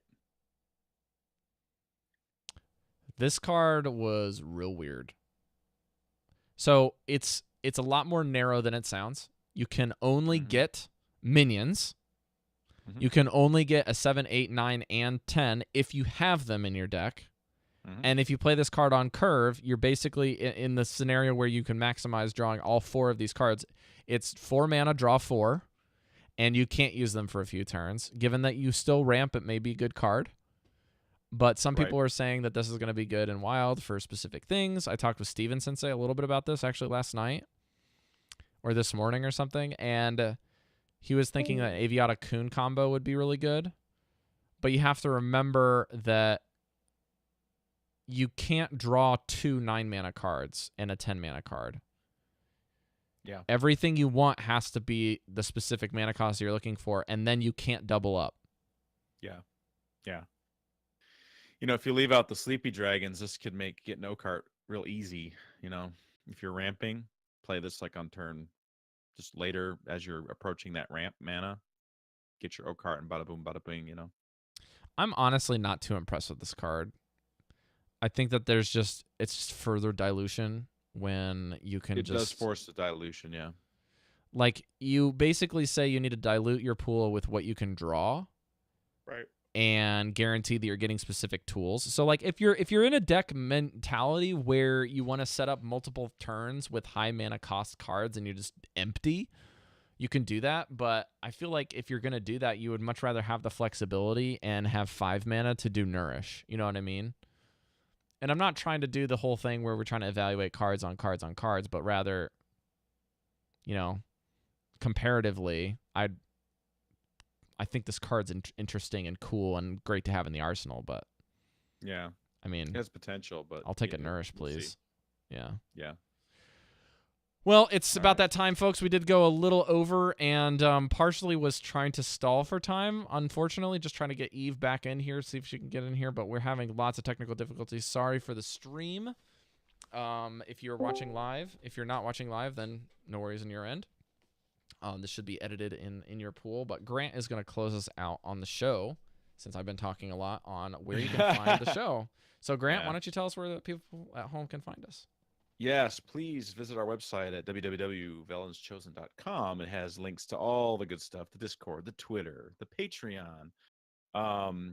If you want to support us, find us at patreon.com/VelensChosen. And you can throw us a couple bucks if you want. If not, that's totally cool. You can support us a lot by giving us a review on iTunes. We really like those. Helps us show up in the feed when we get searched. And let's see here. If you want to find myself, you can find me at WatchmanHS on Twitter. Friend me in game on Battle.net, Watchman #1140. Let's see. Eve's Twitter handle is Loremaster Eve. And if you want to friend her in Battle.net, it's Loremaster Eve, #1974. There's no E in master. So, and yeah. Rob? Additionally, you're going to want to check out Eve's new project with her good friends on her lore Knights of the Lore or Knights of Lore. I'm trying to find Knights of Lore. I think that's right. Yeah, Knights of Lore. Right on. So if you find them on Twitter, it's twitter.com/Knights of Lore. And they have just put up an episode, their third episode on War Machine. Interesting.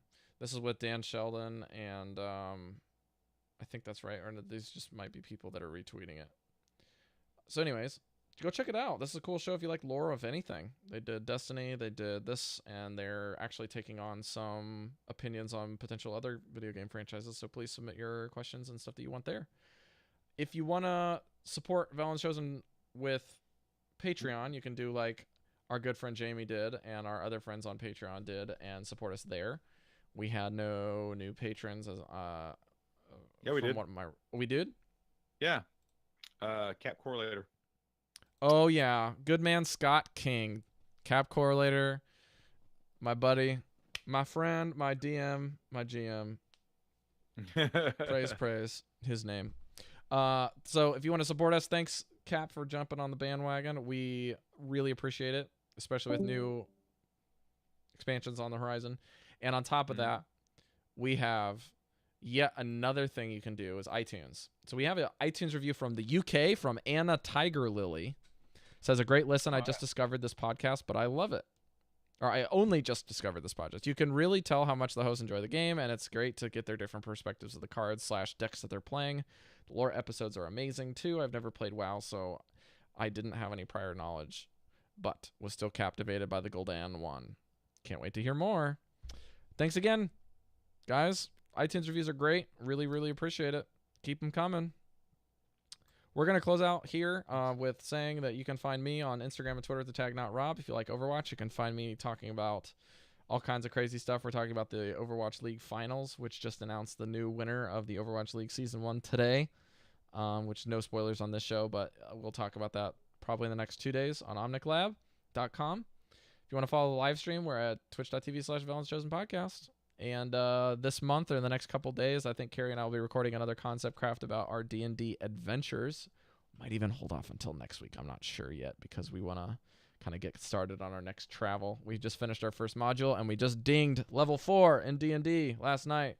Shout outs to Smiley Chris for playing the fighter, Steven Sensei for playing the rogue, my wife for being a wonderful ranger that uses 2 scimitars and a nice kitty, like a very scary panther, I might say.